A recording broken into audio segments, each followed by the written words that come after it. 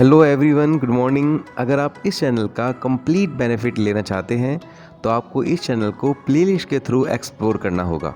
आप जैसे इस चैनल की प्लेलिस्ट को क्लिक करते हैं वैसे ही आपके सामने सारे टॉपिक्स की प्लेलिस्ट आ जाएंगी। मैंने यहाँ 10th, 11th, 12th क्लास के लिए फ़िज़िक्स लेक्चर और साथ ही बीएससी बीटेक के लिए भी physics lecture and free PDF notes with experiments यहाँ मैंने अपलोड किए हुए हैं।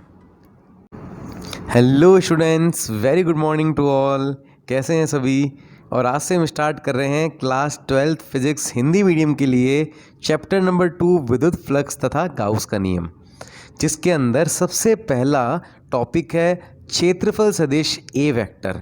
तो सबसे पहले हम बात करते हैं क्षेत्रफल सदिश ए वेक्टर के बारे में। तो हमें पता है जब भी कोई सदिश राशि होती है, जैसे क्षेत्रफल सदिश को हम प्रदर्शित करते हैं ए वेक्टर से ऐसे, और हमें पता है जब भी कोई सदिश राशि होती है तो उसके बाद दो चीज़ें होती हैं, एक तो परिमाण और एक दिशा। ओके, तो हम एक एग्जाम्पल लेते हैं। हम एक ऐसे सतह बनाते हैं ये। ओके, तो ये जो आपको रखा है, ये जो भी तल है या जो भी ये पृष्ठ है, ये कौन से तल में रखा हुआ है, ये किस तल में रखा हुआ है। तो उसके लिए आपको 3 अक्ष बनाने होंगे। आपको पता है ये होता है y अक्ष, ठीक है, ये होता है z अक्ष। तो ये जो तल रखा हुआ है ये वो yz तल में रखा हुआ है। कौन से तल में रखा हुआ है? yz तल में रखा हुआ है। तो जो क्षेत्रफल से सदिश होता है उसका परिमाण, जैसे इस तल का हमें, ये जो आपको तल दिख रहा है, इस तल का हमें क्षेत्रफल सदिश निकालना है। इस तल का क्षेत्रफल सदिश हमें ज्ञात करना है। तो उसका परिमाण इस तल के क्षेत्रफल के बराबर होगा। मान लीजिए इसका क्षेत्रफल अगर a है तो क्षेत्रफल सदिश का परिमाण तो हो गया इस तल का क्षेत्रफल। अब बात आती है दिशा की। तो इस क्षेत्र के, इस तल के लंबवत जो दिशा होगी वो होगी ए वेक्टर की दिशा या क्षेत्रफल सदिश की दिशा। क्योंकि ये तल yz के अंदर है। ये कौन से तल में है? ये तल कौन से अक्ष में है? yz अक्ष में है। तो yz के जो लंबवत होता है वो कौन होता है? x। तो इसकी दिशा होगी x दिशा में। ये क्लियर हुआ? तो क्षेत्रफल सदिश एक ऐसी भौतिक राशि होती है। यहाँ पे क्या लिखेंगे? क्षेत्रफल सदिश लिख लीजिए। मैं आपको जो लिखवा रहा हूँ परिभाषा नोट्स में थोड़ी अलग है, मैं आपको जो लिखवा रहा हूँ वो लिख लो आप यहाँ से। क्षेत्रफल सदिश एक ऐसी भौतिक राशि होती है जिसका परिमाण उस तल के या दिए गए तल के क्षेत्रफल के बराबर होता है और दिशा तल के लंबवत होती है। देखिए परिमाण क्या किसके बराबर है? इसके अगर मैं यहाँ पे लिखना चाहूँ तो परिमाण किसके बराबर है? a के बराबर है, दिए गए तल के क्षेत्रफल के बराबर है। और दिशा क्या है? दिए गए तल के लंबवत। तो तल कौन सी दिशा में है? yz अक्ष में है। और इसके लंबवत दिशा कौन सी है? x। और x अक्ष की अनुदिश एकांक सदिश क्या होता है? x अक्ष की अनुदिश एकांक सदिश होता है i कैप, याद रखो। y अक्ष की अनुदिश एकांक सदिश होता है j कैप, याद रखो। वैसे ही z अक्ष के अनुदिश एकांक सदिश होता है k कैप। तो इसके अनुदिश एकांक सदिश कौन सा दिख रहा है आपको? i कैप, तो यहाँ पे लगा दूंगा a i कैप। तो इस एग्जाम्पल में आपने देखा, इसको हटा रहा हूँ मैं। इस एग्जाम्पल में आपने देखा कि जो a वेक्टर है उसका परिमाण था a और उसकी दिशा थी x अक्ष की ओर, जो बता रहा है हमें एकांक सदिश i कैप। तो ये चीज़ समझ में आई सबको? एक एग्जाम्पल और लेता हूँ मैं आपको क्षेत्रफल सदिश समझाने के लिए। एक मैं तल और ले रहा हूँ ऐसे, ये देखिए। अब देखिए आपको खुद को पता लग रहा होगा। पहले आप यहाँ से बना लीजिए अक्ष। तो ये हमारा हो गया है x अक्ष। मैं दूसरे कलर से बनाता हूँ, रुकिए 1 मिनट। ये हो गया है हमारा x अक्ष। कौन सा अक्ष हो गया? x अक्ष। ये हमारा कौन सा अक्ष हो गया है? y अक्ष। ये हमारा कौन सा अक्ष हो गया है? z अक्ष। तो आपको तीनों अक्ष दिख गए हैं, ठीक है। अब ये तल कौन से अक्ष में उपस्थित है? ये तल उपस्थित है, ये देखिए आपको क्या दिख रहा है? एक तो x, ये देखिए यहाँ से यहाँ तक क्या है? x है, x और z। ये बात आपको क्लियर हुई? ये तल कौन से अक्ष में उपस्थित है? तो आपको ये देखनी है, ये लाइन कहाँ है? x अक्ष की ओर है, तो x। और आपको एक चीज़ और देखनी है कि ये लाइन किस अक्ष की ओर है, जेड अक्ष। तो ये जो तल है ये एक्स जेड अक्ष के अंदर है, तो इसको हम एक्स जेड तल भी कह सकते हैं। कौन सा तल कह सकते हैं हम इसे, एक्स जेड तल। ये बात क्लियर हुई। अगर इसका क्षेत्रफल ए है तो इसका जो क्षेत्रफल सदिश होगा ए वेक्टर, उसका परिमाण तो हो गया हमारे पास ए। कितना हो गया परिमाण हमारे पास ए। और दिशा क्या होती है, इस तल के लंबवत। अगर मैं इस तल के लंबवत कोई रेखा खींचूं तो वो कैसे होगी, ऐसे। ये देखिए, अब ये आप देखिए, ये जो एक्स जेड तल है, अब एक्स और जेड के लंबवत क्या होगा, वाई। ठीक है, ये देखिए एक्स जेड के लंबवत कौन होगा, वाई। तो देखिए इसकी दिशा क्या हो गई, क्षेत्रफल सदिश की वाई दिशा में। तो वाई दिशा में हमारे एकांक सदिश कौन होता है, जे कैप। कौन होता है वाई दिशा में एकांक सदिश, जे कैप। तो यहाँ पर हम लगा देंगे जे कैप। तो एरिया वेक्टर या क्षेत्रफल सदिश का परिमाण हो गया ए और इसकी दिशा हो गई हमारे पास जे कैप। तो ये चीज़ आपको क्लियर हुई इतनी, वेरी गुड। तो इस तरह से हमें ध्यान रखनी है बातें। मान लीजिए कोई आपके एक्स वाई तल में, आपके मान लीजिए तल है एक्स वाई तल है, तब उसके लंबवत कौन सा हो जाएगा, जेड तल। तब आपके पास क्षेत्रफल सदिश डायरेक्ट बताइए कितना आएगा, एक्स वाई तो तल हो गया, तो इसके लंबवत तल अक्ष कौन सा हो गया, जेड अक्ष हो गया। तो क्षेत्रफल सदिश आपके पास होगा ए के कैप। अगर वाई जेड हो गया तो लंबवत अक्ष कौन सा होगा, आई कैप, तो हो जाएगा ए आई कैप। ये क्लियर हुआ। अगर मान लीजिए वाई जेड के बाद अपन आते हैं जेड एक्स या एक्स जेड, तो एक्स जेड में आपने देखा था कौन सा था, जे कैप। तो ये मुझे लगता है आपको क्लियर हो गया होगा कि क्षेत्रफल सदिश क्या होता है।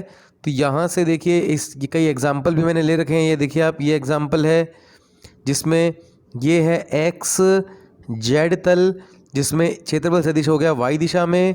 ये देखिए आप एक्स वाई, जिसमें क्षेत्रफल सदिश हो गया है जेड दिशा में। ये देखिए आप जेड और वाई, वाई जेड है जिसमें क्षेत्रफल सदिश हो गया है एक्स दिशा में। तो ये क्लियर हुआ। परिभाषा आप ये रहने दो, जो मैंने आपको बोली थी आप उसी को फॉलो करें, ठीक है। उसके बाद नेक्स्ट टॉपिक में आते हैं क्षेत्रफल अल्पांश। क्षेत्रफल अल्पांश क्या होता है, ओके। अगर आपको क्षेत्रफल सदिश समझ में आ गया है तो आपको क्षेत्रफल अल्पांश भी समझ में आ जाएगा। किसी, ये तल है, किसी तल, ये तल है लेते हैं हम, किसी तल का बहुत, अगर इस तल का क्षेत्रफल ए है तो इसके बहुत अल्प भाग का, बहुत ही अल्प भाग का क्षेत्रफल कितना होगा, डीए होगा। बहुत अल्प भाग का क्षेत्रफल कितना होगा, डीए। तो इस डीए जो आपको दिख रहा है, इस डीए के लंबवत अगर मैं एक सदिश लूं, इस डीए के लंबवत अगर मैं सदिश लूं जिसका परिमाण डीए के बराबर हो और दिशा इसके लंबवत हो, तो इस सदिश को हम बोलेंगे क्षेत्रफल अल्पांश। फिर से सुनिए, क्षेत्रफल सदिश क्या होता था, ए वेक्टर होता था। वैसे ही क्षेत्रफल अल्पांश डीए वेक्टर होता है, ठीक है। एक एग्जाम्पल फिर से देखिए। एक तल में लेता हूँ, ये तल लेता हूँ, कौन सा तल है, एक्स-जेड तल है। इस एक्स-जेड तल में मैं एक छोटा सा अल्पांश लेता हूँ, ये छोटा सा अल्पांश लेता हूँ। तो अगर इस एक्स-जेड तल का क्षेत्रफल ए है तो इस छोटे से अल्पांश का क्षेत्रफल कितना होगा, डीए होगा। और इस अल्पांश के लंबवत ऐसा एक मैं ले रहा हूँ, सदिश ले रहा हूँ जिसका परिमाण तो डीए के बराबर है, जिसका परिमाण किसके बराबर है, अल्प क्षेत्रफल के बराबर है, और उसकी दिशा इस क्षेत्रफल अल्पांश के लंबवत है। तो एक ऐसा, आप अब लिख लीजिए फिर से, एक ऐसा सदिश जिसका परिमाण क्षेत्रफल के अल्प भाग के बराबर हो, जिसका परिमाण क्षेत्रफल के अल्प भाग के बराबर हो और दिशा क्षेत्रफल के लंबवत हो। दिशा देखिए, दिशा लंबवत हो, तल के लंबवत हो, दिशा तल के लंबवत हो लिखो। परिमाण किसके बराबर हो, क्षेत्रफल के अल्प भाग के बराबर हो, परंतु दिशा तल के लंबवत हो। तो ऐसे सदिश को हम क्षेत्रफल अल्पांश कहते हैं। इसको, इसकी डायरेक्शन इसको बोलेंगे हम डीए वेक्टर, इसको बोलेंगे क्षेत्रफल अल्पांश कहते हैं। ये क्लियर हुआ आपको क्षेत्रफल अल्पांश क्या होता है, ओके। तो यहाँ पर आप देख लीजिए, किसी दिए हुए क्षेत्रफल का अति अल्प भाग उसका क्षेत्रफल अल्पांश कहलाता है। इसकी दिशा भी तल के लंबवत होती है। ये परिभाषा भी लिख सकते हैं जो मैंने आपको लिखवाई, वो भी लिख सकते हैं। अब बात करते हैं विद्युत फ्लक्स की। नेक्स्ट टॉपिक की बात करते हैं विद्युत फ्लक्स की। तो विद्युत फ्लक्स क्या होता है, देखिए आपको पता है विद्युत क्षेत्र रेखाएं हमने लास्ट चैप्टर में अच्छी तरह पढ़ लिया था कि विद्युत क्षेत्र रेखाएं क्या होती हैं। तो विद्युत क्षेत्र रेखाएं अगर समझ में आ गया है तो आप देखिए ये एक तल है या ये एक पृष्ठ है, ठीक है, एक सतह है या एक क्षेत्रफल है या एक समझ सकते हैं एक लूप है, कुछ भी समझ सकते हैं ऐसे, ठीक है। अब इसमें से बहुत सारी विद्युत क्षेत्र रेखाएं गुजर रही हैं ऐसे। अगर आपको नहीं पता लग रहा है, आप कहेंगे कैसे गुजर रही है, तो मैं ऐसे बना देता हूँ इसके ऊपर से। अब आपको लगेगा ये देखिए इसके अंदर से गुजर रही है, लग रहा है अब अंदर से गुजर रही है, ठीक है, ओके। तो ये एक क्षेत्रफल है या एक लूप है या एक तल है या सतह है। इस तल या सतह से कौन सी रेखाएं गुजर रही हैं, विद्युत क्षेत्र रेखाएं गुजर रही हैं। तो किसी सतह से या किसी क्षेत्रफल से गुजरने वाली विद्युत क्षेत्र रेखाओं की संख्या को ही हम क्या कहते हैं, विद्युत फ्लक्स कहते हैं। एक बात बताता हूँ आपको मैं, फ्लक्स का मतलब होता है हमेशा झुंड। मैंने आपको पहले ही बताया था शायद, फ्लक्स का मतलब होता है हमेशा झुंड। अगर मान लो स्टूडेंट्स, बहुत सारे स्टूडेंट्स एक गेट से पास हो रहे हैं, ये गेट है और बहुत सारे स्टूडेंट इस गेट से ऐसे पास हो रहे हैं, एक के बाद एक ऐसे पास हो रहे हैं इससे, तो हम बोलेंगे स्टूडेंट फ्लक्स, स्टूडेंट का झुंड। वैसे ही बहुत सारी विद्युत क्षेत्र रेखाएं इस तल से पास हो रही हैं, इस तल से गुजर रही हैं, तो हम क्या बोलेंगे, विद्युत फ्लक्स। ये बात आपको समझ में आई। तो विद्युत क्षेत्र रेखाओं की संख्या को ही हम क्या बोलते हैं, विद्युत फ्लक्स बोलते हैं। विद्युत क्षेत्र रेखाओं की संख्या को ही हम विद्युत फ्लक्स बोलते हैं। तो यहाँ पर आप देखिए किसी बंद पृष्ठ, पहले देखिए बंद पृष्ठ से गुजरने वाली विद्युत क्षेत्र रेखाओं की संख्या को विद्युत फ्लक्स कहते हैं, द्वारा परिभाषित करते हैं। तो आपको जो डायग्राम समझ पता लग गया, बंद पृष्ठ से गुजरने वाली विद्युत क्षेत्र रेखाओं की संख्या को ही हम विद्युत फ्लक्स कहते हैं, ओके। अब हम विद्युत फ्लक्स की अगर परिभाषा बनानी चाहें, एक बेसिक परिभाषा बनाना चाहें, तो कैसे बनेगी। जैसे ये एक बंद पृष्ठ है, इससे विद्युत क्षेत्र रेखाएं गुजर रही हैं, तो आपको जब भी किसी आपको फ्लक्स की परिभाषा निकालनी है तो आप खुद देखिए फ्लक्स किन किन चीज़ों पर निर्भर कर रहा है। एक तो इसमें है विद्युत क्षेत्र, तो हो जाएगा E, और दूसरा इसका क्षेत्रफल, तो A। तो हम डायरेक्ट अगर बिल्कुल बेसिक परिभाषा हमें बनानी है तो हम कह सकते हैं विद्युत फ्लक्स को हम विद्युत क्षेत्र के परिमाण व बंद पृष्ठ के क्षेत्रफल के गुणनफल के रूप में परिभाषित कर सकते हैं। समझ में आई। विद्युत फ्लक्स को हम विद्युत क्षेत्र के परिमाण तथा बंद पृष्ठ के क्षेत्रफल के गुणनफल के रूप में परिभाषित कर सकते हैं। ये देखिए यहाँ पर भी मैंने लिखा है, विद्युत फ्लक्स को विद्युत क्षेत्र के परिमाण व बंद पृष्ठ के क्षेत्रफल के गुणनफल के रूप में परिभाषित कर सकते हैं, ठीक है। ये परिभाषा लेकिन तब बनती है, अब थोड़ा सा अब हमें समझनी पड़ेगी बातें, अब थोड़ा आपको और ज़्यादा ध्यान देना पड़ेगा अब चैप्टर में, क्योंकि अब विद्युत फ्लक्स को हम और अच्छी तरह समझना पड़ेगा। ये जो परिभाषा आपको मैंने बताई ऊपर वाली अभी जो आपने लिखी, वो केवल तभी मान्य है जब विद्युत क्षेत्र, और आपको पता है इसका क्षेत्रफल सदिश कहाँ होता है, क्षेत्रफल के लंबवत, ये इसका क्षेत्रफल सदिश है बेटा, ठीक है। 1 मिनट में अलग से बना देता हूँ, आपको समझ में आ जाएगा, 1 मिनट रुको। ये क्षेत्रफल सदिश है इसका, ठीक है, और ये विद्युत क्षेत्र है। तो आप देखिए इस समय क्षेत्रफल सदिश और विद्युत क्षेत्र में कितना एंगल बन रहा है, थीटा बराबर 0 डिग्री बन रहा है। दोनों एक ही दिशा में है तो दोनों के बीच में एंगल कितना बन रहा है, 0 डिग्री। जो ऊपर वाली परिभाषा आपको मैंने लिखवाई है वो केवल तभी मान्य होगी जब दोनों के बीच में एंगल कितना बन रहा होगा, थीटा इक्वल टू 0 डिग्री। अगर कोई और एंगल बनता है तो परिभाषा बदल जाएगी। कैसे बदल जाएगी, देखिए। अब मान लीजिए ये एक पृष्ठ है, बंद पृष्ठ।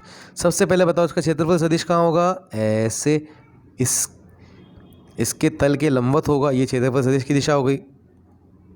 मान लीजिए इस स्थान पर विद्युत क्षेत्र की दिशा ऐसे है, यूं विद्युत क्षेत्र रेखाएं ऐसे गुजर रही हैं।